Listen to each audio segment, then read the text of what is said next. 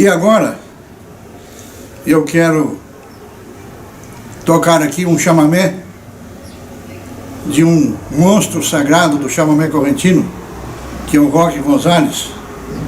E esse chamamé, ele traz dentro de si a vibração, a emoção e o amor que o chamamé carrega contigo.